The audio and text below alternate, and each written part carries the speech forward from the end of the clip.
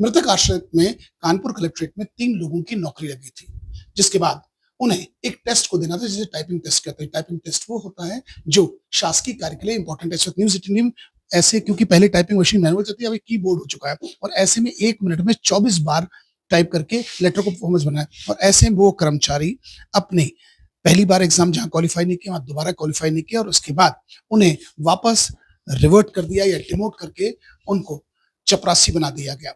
ऐसे ये पहली बार नहीं, इससे पूर्व में भी हो चुका, मगर इस घटना के बाद से जहां एक और इन कर्मचारियों में निराशा है, तो वहीं अधिकारियों का साफ कहना है कि जो एलिजिबल है उसे ही इस पद पर रखा जाएगा। कर्मचारी मृतक आश्रित कोटे से आपके यहाँ थे, उनको रिवर्ट कर दिया है, डिमोट कर दिया, क्या ये मामला है?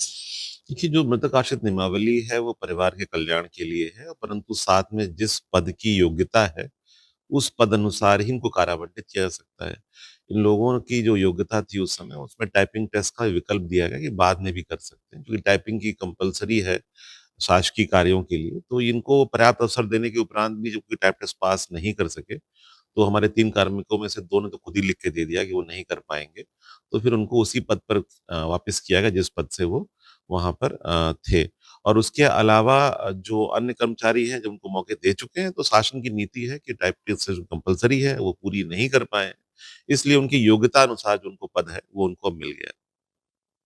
सर, बाबू से क्लर्क से 4th क्लास में रिवर्ट हो गए। एक ना कहीं सर ये पनिशमेंट माना जाता है कि नहीं? देखिए, मृतक आश्रित का उद्देश्य ये है कि कोई परिवार जिसमें कोई व्यक्ति दुर्भाग्यपूर्ण परिस्थितियों में अगर किसी का देहांत हो गया, उसका परिवार किसी विपदा में ना आए, तो उसको नौकरी मिल जाना सबसे इम्पोर्टेंट है। नौकरी चूँकि जनसेवा के लिए ही है, तो उसमें जो बेसिक योग्यता है, वो पूरा करना आवश्यक है। तो उन व्यक्तियों की जो योग्यता थी, उसके अनुसार उन्हें कार्य दे दिया गया और वो सेवा में रहेंगे और अपने परिवार का मृतक आश्रित के रूप में पालन-पोषण कर सकेंगे।